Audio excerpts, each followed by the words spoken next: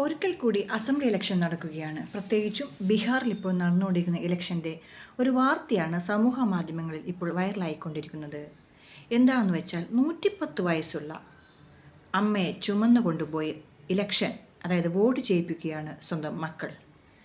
ജനാധിപത്യത്തോടും vote ചെയ്യാനുള്ള ആവേശത്തോടും അധികാരത്തോടും കൂടിയുള്ള ആവേശമായ അദ്ദേഹത്തിൻ്റെ ആ അമ്മയുടെ ആഗ്രഹമാണ് ഇവിടെ സഫലമായിരിക്കുന്നത്.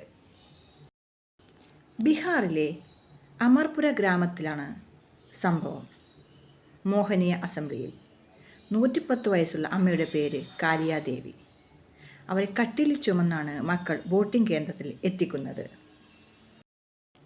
കട്ടിലിൽ ചുമന്ന് മക്കൾ വോട്ടിംഗ് കേന്ദ്രത്തിൽ എത്തിക്കുകയും തുടർന്ന് മടിയിലിരുത്തി അമ്മയെക്കൊണ്ട് തന്നെ മക്കൾ വോട്ട് ചെയ്യിപ്പിക്കുകയും ചെയ്യുന്ന രംഗങ്ങളാണ് ഇപ്പോൾ വൈറലായിരിക്കുന്നത്.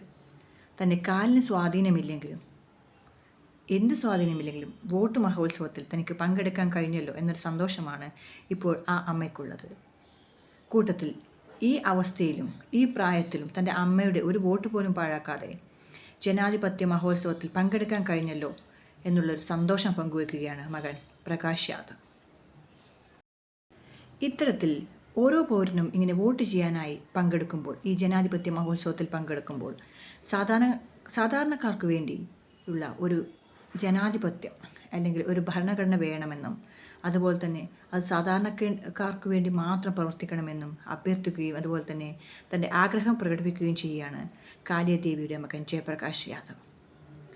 ഇത്തരത്തിൽ ഇങ്ങനെ ഒരു അമ്മ, 110 വയസ്സുള്ള അമ്മ വോട്ടിംഗ് കേന്ദ്രത്തിൽ ചെന്ന് വോട്ട് ചെയ്യുമ്പോൾ എല്ലാവർക്കും, പ്രത്യേകിച്ച് മലയാളികൾക്കായാലും ഏതൊരു വിഭാഗക്കാർക്കായാലും ഒരു പ്രചോദനമായി ഉൾക്കൊണ്ട് ഇതുപോലെ ഒരു വോട്ടും പാഴാക്കാതെ മുന്നോട്ട് തന്നെ നടക്കൂ. അതുപോലെ തന്നെ നമ്മുടെ സൊസൈറ്റിയെ ഉണർത്തൂ. കൂട്ടത്തിൽ നമ്മുടെ ഓരോ പൗരന്മാർക്കുമുള്ള ഓരോ അവകാശവും വേസ്റ്റ് ചെയ്യപ്പെടുന്നതിനുമുള്ള സമൂഹത്തിൻ്റെ കാഴ്ചപ്പാടും നമുക്ക് ഇതിൽ നിന്ന് മനസ്സിലാക്കാം.